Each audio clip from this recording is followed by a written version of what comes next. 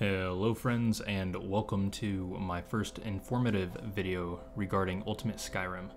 In this video I'm going to be detailing the vampiric mod Sacrosanct and how it pertains and performs in conjunction with the Ultimate Skyrim mod pack.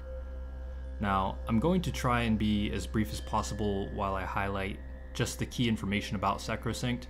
But if you want more information, please be sure to check out the Sacrosanct mod page on Nexus, and the link will be provided in the description down below. So the first question you should ask yourself is this: why should I install Sacrosanct? Well, if you enjoy an engaging, immersive, and improved vampiric experience, then this mod is probably for you. Also, vanilla Requiem vampirism is extremely linear, and the progression system is kind of stale.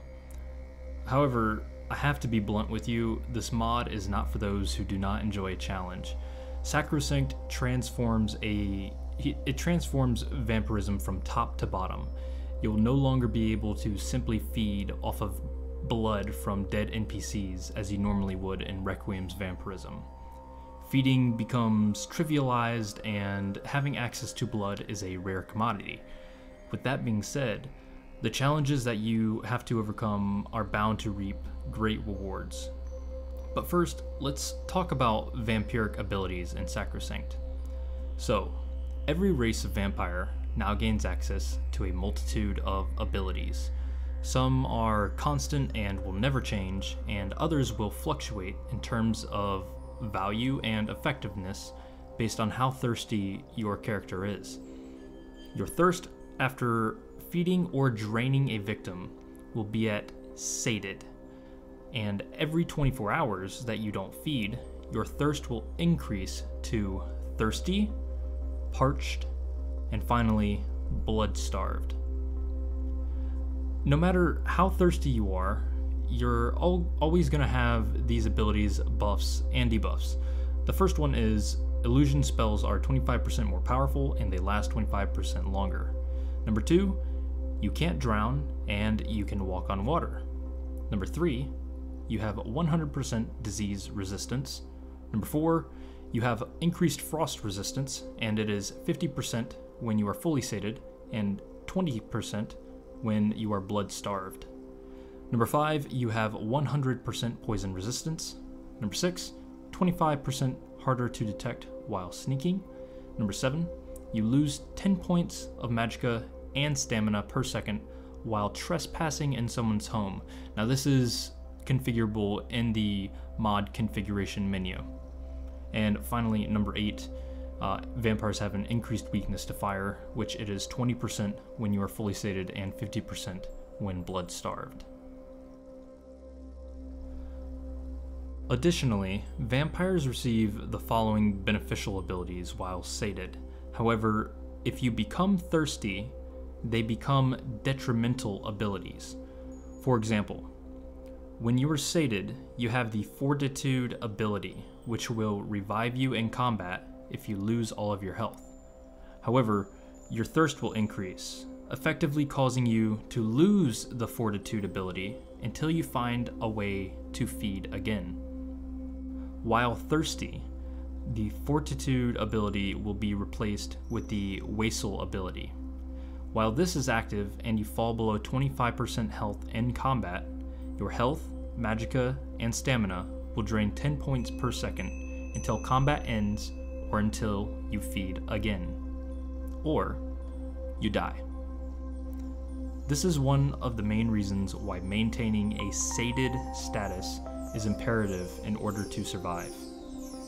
Another interesting part of Sacrosanct is that each race has their own unique vampiric ability, allowing for interesting vampire builds and strategies. For example, Bretons can feed by activating standing stones, and Dunmer gain the racial ability of those that they feed on. Similar to Requiem's vampirism, Sacrosanct includes spells and powers for all vampires. Some include Night Vision, the classic vampiric drain spell, and bewitching NPCs with your vampiric seduction power, allowing you to feed on them. In my opinion, the most important of all the abilities in Sacrosanct is the Blood Cauldron ability. This ability will cause your character to recover all of their health, stamina, and magicka at the cost of becoming thirsty, and I'll touch more on this later on. Along with abilities, Sacrosanct has a ranking progression system for vampires. You start off as a fledgling vampire, progressing into higher ranks by surviving and feeding. With each rank, you unlock a perk of your choice. Each perk is unique in its own way and provides characters the ability to play to their own style. Some of the perks I will note here are Harvest Moon, Night of the Wolf, and Cauldron of Fire. I've specifically highlighted these perks because they are the best perks to take if you wish to survive early on. The Harvest Moon perk gives vampires an elixir of blood upon lethally draining a sleeping victim. This effectively gives you the best option for getting potions as a vampire if you decide to lethally drain your victims. The elixir of blood can be used in combat to restore you to fully sated, along with restoring 5 health per second for 120 seconds. Night of the Wolf is probably the most important perk to take if you wish to reliably feed. With this perk, you are able to feed on victims by simply sneaking and activating them. First, you have to get yourself a follower, thrall, looking at you, Lydia, and you now have a walking blood bag ready for consumption anytime and anywhere. Do you remember us discussing the Blood Cauldron ability? Well, the Cauldron of Fire works in tandem with the Blood Cauldron ability. Not only will your health, stamina, and magicka be replenished to full, but the Cauldron of Fire ability causes you to deal double attack damage and take half damage for 30 seconds. We still aren't done discussing the endless abilities this amazing mod provides. The most unique and powerful abilities a vampire can receive come in the form of what is called blue blood. Feeding on Skyrim's most influential and powerful individuals, such as Ulfric or Astrid, grants vampires unique abilities only available by sucking on these NPCs. Be warned, the Greybeards won't take too kindly if you bite their beloved Arngir. Hemomancy, or blood spells, are also present in Sacrosanct.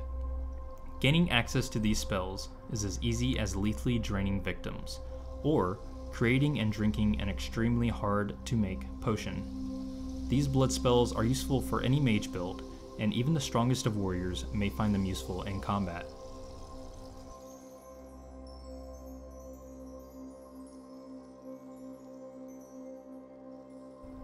Healing and feeding as a vampire are the most challenging aspects of Sacrosanct. As mentioned previously, you will no longer receive blood from dead NPCs.